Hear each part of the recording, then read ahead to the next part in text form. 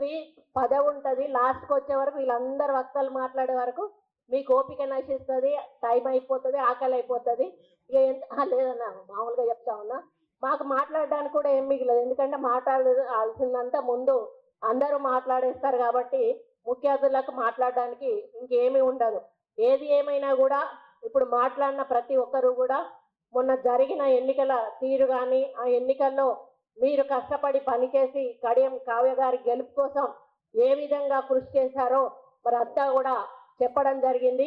ముఖ్యంగా ఇప్పుడు ఈ నియోజకవర్గంలో ప్రత్యేకంగా మరి సోదరులు శ్రీహరన్న చెప్పినట్టుగా పార్టీలోకి వచ్చి మరి టికెట్ తీసుకొని మన ముందుకు వచ్చి గెలవడం అంటే అది మామూలు విషయం కాదు. అప్పుడే పార్టీలోకి వచ్చి అప్పుడే టికెట్ తీసుకొని గెలవడం అంటే అది మామూలు విషయం కాదు. అది గెలిచి చూపించి మరి వారు ఈరోజు మన ముందుకు వచ్చారు, గెలిపించి చూపించి మన నాయకులందరూ కూడా వేదిక మీద కూర్చున్నారు, మీరు కూడా ముందు కూర్చున్నారు. ఎందుకనంటే ఎవరు క్యాండిడేట్ అయినా కూడా ఏ పార్టీ నుంచి అయినా కూడా పార్టీ కంటే ఎక్కువగా ముందు క్యాండిడేట్ వ్యక్తిత్వం అనేది తప్పకుండా ప్రభావం చూపిస్తుంది. ఆ ప్రభావం ఇక్కడ 100% చూపించిందని నేను అనుకుంటా ఉన్నాను. ఎందుకంటే కడియం శ్రీహరి గారు మరి ఆగర్భ శత్రువు, ఒక మంచి వ్యక్తి. ఆయనను నేను దాదాపు 95 నుంచి, నేను 95లో నేను ఫస్ట్ ఎంపీపీని, అప్పటి నుంచి కూడా వారిని చూస్తూ ఉన్నాను. వారు ఒక పట్టుదల కలిగిన మనిషి, మంచి అడ్మినిస్ట్రేషన్ పట్టున్నటువంటి వ్యక్తి, మరి ముఖ్యంగా అన్నిటికంటే అవినీతి రహిత ప్రజాసేవను అందించినటువంటి వ్యక్తి. అటువంటి పేరున్న వ్యక్తి కూతురుగా ఈరోజు కడియం కావ్యను మనం అందరం కూడా ఆశీర్వదించి ఈరోజు ఎంపీ స్థానంలో కూర్చోబెట్టడం మరి నిజంగా మన అదృష్టంగా కూడా భావించాల్సిన అవసరం ఉందని తెలియజేస్తా ఉన్నాను.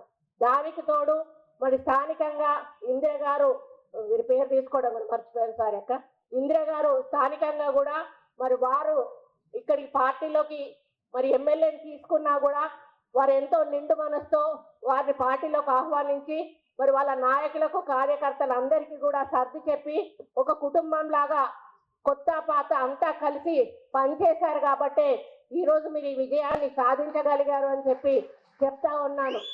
మరి ఇది ఇంతటితో ఆగిపోకుండా శ్రీహరి గారు చెప్పినట్టుగా మున్ముందు కూడా మీరు ఒకే కుటుంబం లాగా ముందుకెళ్ళి ఎదుటి వారికి అవకాశం ఇవ్వకుండా, ఇప్పుడు కావ్య ఏమని మనం కొట్టుకుంటే మూడోవాడు మధ్యలో వస్తాడు, మూడోవాడిని మధ్యలోకి రాకుండా మీరందరూ ఇదే కలిసికట్టుగా ముందుకెళ్ళి మరి అన్ని రేపు జరగబోయే లోకల్ బాడీ కానీ మిగతా ఎన్నికలలో మీరే గెలుపు దిశగా ముందుకెళ్ళాలి. ఎందుకంటే అధికారం మనది ఉన్నది, శాసనసభ్యులు మన వాళ్ళు ఉన్నారు, మరి పార్లమెంట్ మెంబర్ మన వాళ్ళు ఉన్నారు, అదేవిధంగా సర్పంచులు అందరు మన వాళ్ళు ఉంటే మన గ్రామాల అభివృద్ధి అనేది చాలా ఎక్కువగా సాధ్యమయ్యేటువంటి అవకాశం ఉంది. ముఖ్యంగా రైతులకు కూడా ఒక మంచి అవకాశం ఇక్కడ ఉంది. మరి మొన్న రేవంత్ రెడ్డి గారు ఒకటే మాట చెప్పారు, ఇక్కడ ప్రతి ఎకరాకి నీళ్ళు అందించాలంటే ఏం చేయాలని శ్రీహరన్నను అడిగినప్పుడు అన్న మనం చెప్పండి అన్న, మనం తప్పకుండా చేయడానికి సాధ్యమవుతుంది అని వారు హామీ ఇవ్వగానే వెంటనే మన ముఖ్యమంత్రి గారు కూడా ఆ మాట చెప్పారు. అంటే రేపు మనకు ఇరిగేషన్ విషయంలో కూడా చాలా వరకు కూడా కడియం శ్రీహరి గారి మరి సూచనలు సలహాలు మన ప్రభుత్వానికి ఎంతో దిక్సూచిగా ఉండబోతున్నాయని కూడా నేను పూర్తిగా విశ్వాసం తెలియజేస్తా ఉన్నాను. ఎందుకంటే ఆయన అడ్మినిస్ట్రేషన్ పరంగా గతంలో చేశారు కాబట్టి ఇప్పుడు ఆయన విద్య గురించి కూడా మాట్లాడుతూ ఉన్నారు. రేపు విద్యా వ్యవస్థ మీద కూడా ఆయన సలహాలు సూచనలు తీసుకొని ప్రభుత్వం అనుసరించే అవకాశాలు కూడా చాలా ఉన్నాయి. కాబట్టి అటువంటి నాయకుడు మరి కాంగ్రెస్ పార్టీలోకి రావడము, మరి ఆ పార్టీ నుంచి మనం కావ్య గారికి టికెట్ ఇవ్వడము ఏమాత్రము కూడా మనం అపోజ్ చేయాల్సిన అవసరం లేకుండే కాబట్టి మనందరం కూడా ఒక్క తాటి మీద నిలబడి ముందుకెళ్ళడం జరిగిందని కూడా ఈ సందర్భంగా నేను విజ్ఞప్తి చేస్తా ఉన్నాను.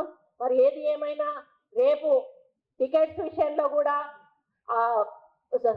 రేవంత్ రెడ్డి గారు ఒకటే మాట చెప్పారు, ఎవరైతే ఎక్కువ కష్టపడి మరి లోకల్ గా మెజారిటీ తీసుకొస్తారో వాళ్ళకే లోకల్ గా టికెట్స్ ఇవ్వడము గెలిపించుకోవడం కూడా జరుగుతుందని, అదే పద్ధతిలో మీ నియోజకవర్గంలో కూడా అందరినీ కలుపుకొనే రేపు టికెట్ల డిస్ట్రిబ్యూషన్ అనేది ఉంటుంది. వాటిని గెలిపించుకునే బాధ్యత కూడా మరి శ్రీహరన్న ఇందిర గారు ఇద్దరు కూడా తీసుకుంటారని నేను విశ్వసిస్తా ఉన్నాను. అదేవిధంగా మరి ఇందిర గారికి కూడా ఎటువంటి అన్యాయము జరగదని నేను భావిస్తా ఉన్నాను. మరి వచ్చే ఎన్నికల వరకు కూడా మన నియోజకవర్గాలు డీలిమిటేషన్ జరుగుతాయి. నియోజకవర్గాల సంఖ్య పెరుగుతుంది. కాబట్టి ఎటువంటి ఇబ్బంది లేకుండా రేపు ఇందిర గారికి కూడా నియోజకవర్గ మరి టికెట్ కానీ ఎమ్మెల్యేగా గెలిచే ఛాన్సెస్ కానీ వారికి ఉన్నాయని మరి తెలియజేస్తూ, మరి ఇప్పటి వరకు కూడా ఎన్నికలలో మనం అందరం కూడా తలమునకలయ్యాము. ఇక నుంచి మీ బాధ్యత ఒక్కటే, 6 గ్యారంటీల్లో కొన్ని మనం అమలు చేశాము, ఇంకా కొన్నిటికి మనం వాటికి రూల్స్ అండ్ రెగ్యులేషన్స్ ఫ్రేమ్ చేస్తా ఉన్నాము. అవి ప్రజల్లోకి తీసుకెళ్లాల్సి వచ్చినప్పుడు మీరందరూ కూడా చేయాల్సింది ఒక్కటే, అర్హత ఉన్న వాళ్ళకి ప్రభుత్వ సంక్షేమ పథకాలు అందే విధంగా మీరు కృషి చేయాలి. పోయిన ప్రభుత్వం ఏదైతే ఉందో అర్హత లేని వాళ్లకు కూడా లక్షల రూపాయలు రైతు బంధు కింద ఏ విధంగా ఇచ్చి అపహాస్యం చేశారో, మరి నిరుపేదల నోళ్లలో మట్టి కొట్టారో అలా జరగకుండా మరి మనం ఎవరికైతే ఇల్లు లేదో వాళ్ళకి ఇల్లు ఇవ్వాలి. పార్టీలతో మనకు సంబంధం లేదు. మనం ఖచ్చితంగా అర్హులైన పేదవాడికి సంక్షేమ పథకం అందే విధంగా ఈ 2500 రూపాయలు మహిళకి ఇచ్చేది, అది కూడా మరి త్వరలోనే ముఖ్యమంత్రి గారు ఒక నిర్ణయం తీసుకుంటారని నేను ఆశిస్తా ఉన్నాను. ఈ విధంగా మన ప్రభుత్వం ప్రవేశపెట్టే ప్రతి పథకం కూడా నిరుపేద ఇంటికి చేరే విధంగా మరి మీరందరూ కూడా కలిసికట్టుగా పనిచేయాల్సిన అవసరం ఉంది. దానికి ఇందిరమ్మ కమిటీలను కూడా వేయడం జరుగుతుంది. ఆ కమిటీల ఆధ్వర్యంలో మరి నిష్పక్షపాతంగా, ముఖ్యంగా అవినీతి రహితంగా ఎవ్వరు కూడా ఒక్క రూపాయి తీసుకోకుండా పని చేస్తేనే మళ్ళీ నెక్స్ట్ ఎలక్షన్లలో మన ప్రభుత్వానికి మళ్ళీ గెలిచే అవకాశాలు ఉంటాయి. పోయిన ప్రభుత్వాన్ని మనం చూసాము, వాళ్ళు చేసిన అవినీతి అక్రమాలే ఈ రోజు వాళ్ళ ఓటమికి కారణమయ్యాయి. అటువంటి పరిస్థితి మనం దయచేసి తెచ్చుకోకూడదు అని చెప్పి కూడా ఈ సందర్భంగా నేను విజ్ఞప్తి చేస్తూ, మరి అధికారం అనేది ఒక మరి అలంకారం మాత్రం, అది ఎప్పుడు కూడా పర్మనెంట్ గా ఉండదు. మరి అధికారం ఉంది కదా అని మనం అహంకారం చూపిస్తే ఎప్పుడైతే టీఆర్ఎస్ వాళ్ళను బొందబెట్టారో ప్రజలు, మనకి కూడా అటువంటి పరిస్థితి ఎదురవుతుంది. కాబట్టి ఎప్పుడు కూడా అధికారం మనది, ప్రజల కోసం అని పని చేయాలి, అంతేగాని అహంకారంతో ఎప్పుడు కూడా పని చేయకూడదు అనేటువంటిది నేను ఈ సందర్భంగా తెలియజేస్తూ, మరి నా కూతురు లాంటి కావ్యకు ఒక్కటే విజ్ఞప్తి చేస్తా ఉన్నాను.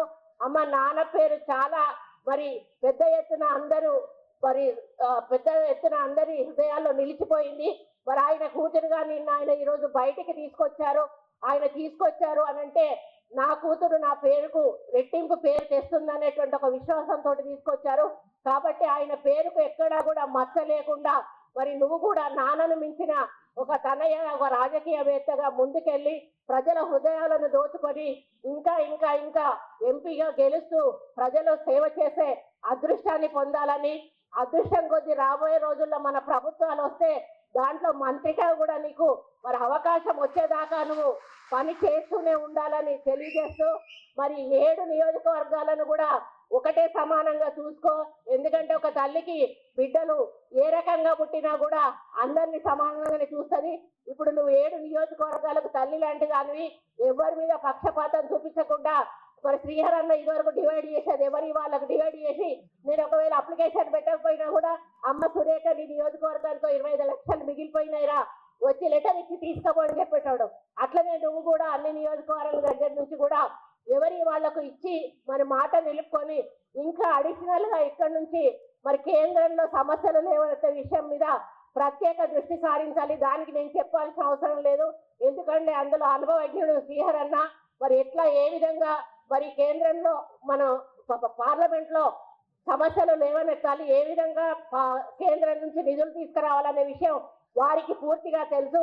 కాబట్టి వారి గైడెన్స్ తో నువ్వు ముందుకెళ్ళి మన వరంగల్ నియోజకవర్గానికి భారీ ఎత్తున నిధులు తీసుకొచ్చి అభివృద్ధి పదంలో ముందు నడిపిస్తావని ఆశిస్తూ, మరి మా అందరి ఆశీస్సులు ఎల్లవేళలా నీకు ఉంటాయని తెలియజేసుకుంటూ, మరి కడియం కావ్యను గెలిపించిన ప్రతి ఒక్కరికి కూడా పేరు పేరున హృదయపూర్వక నమస్కారాలు, ధన్యవాదాలు తెలియజేసుకుంటూ మళ్ళీ ఒకసారి కడియం కావ్యను మనస్ఫూర్తిగా అభినందిస్తూ సెలవు తీసుకుంటా ఉన్నాను. జై కాంగ్రెస్.